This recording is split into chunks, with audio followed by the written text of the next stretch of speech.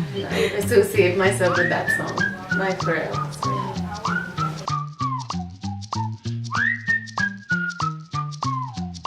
That's a very tough question. I think first I would definitely want to introduce myself as a designer, because that's what I've been working at and trying to be for a very long time. So yeah, I would say I'm a designer, and then I work with a lot of conceptually based works as well as with Nepali Kaligars, and that I'm also very comfortable in my own skin. So I would say that.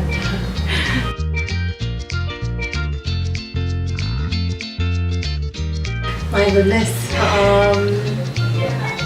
happy. I think that song, yeah.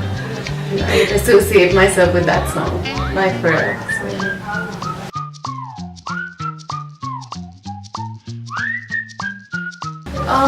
I can't really say one thing. I would say it's a couple of different things.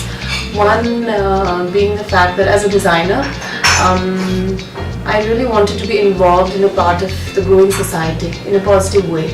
So I thought as designers, I think it's very crucial for us not to just make things look aesthetically pleasing or nice, but also try and problem solve. So I thought, how can I get involved in that context within the community? So that's why I started, because I live in Patan, so I've grown up with a lot of hearing the metal core noises and a lot of art and culture in general. So I really wanted to get involved in that. So I think, but something that really triggered was realizing that my generation of people, they were not taking up the occupation that their fathers or grandfathers were doing, and they were all trying to leave the country, go abroad. It felt like everything is just outside. You can't attain anything within Nepal. So I thought it's so crucial to make myself also believe that there are a lot of possibilities and we can do something within the country, as well as involve people, the skills sets that we're already losing. So Tyo Bhayekole, I think that is a few different things I would say to start. Yeah, that's fine.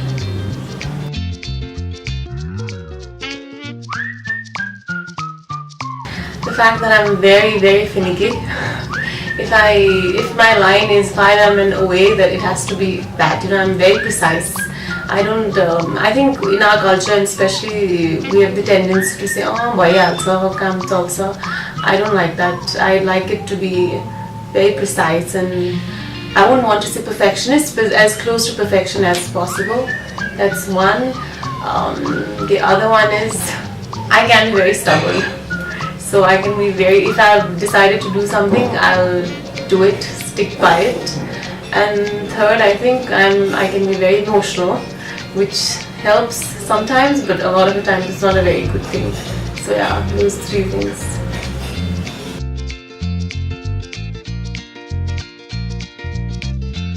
"10 years, I really would want to believe, not just myself, I would talk in terms of my brand, because I want to grow accordingly. So now it's just an initial start phase for me. I really want to be able to work with more craftsmen, traditionally skilled actually, and try and help them also understand and utilize contemporary design, understanding of design. So I would want to be exploring more, not just metal, but there's so many skill sets we have, wood, paper, there's limitless.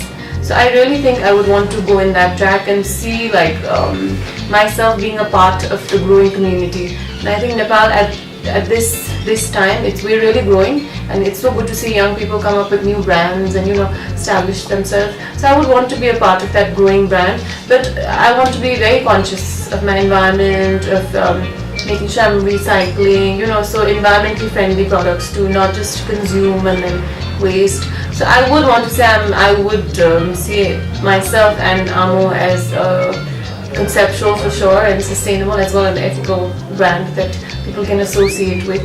And also very important for me is to have the identity of being a Nepali brand.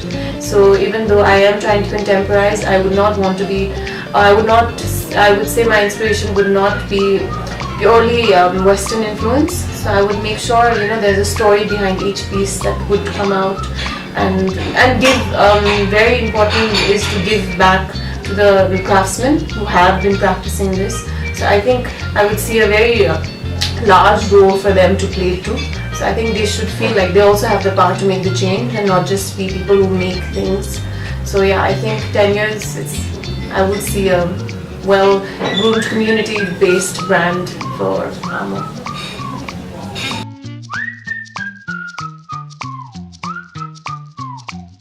I think that is my biggest satisfaction, that all the women and the men, especially the craftsmen, they actually genuinely trust in me. For me to, it's a big responsibility, I feel, to be able to showcase their skill set into my designs.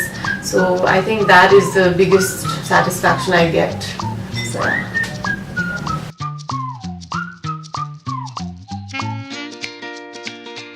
The fact that you should just trust yourself, and then I'd say get to know yourself more and really love yourself, get to know yourself, trust yourself, go with your gut, because people will say whatever they will say anyway. So I think you should be your own friend first.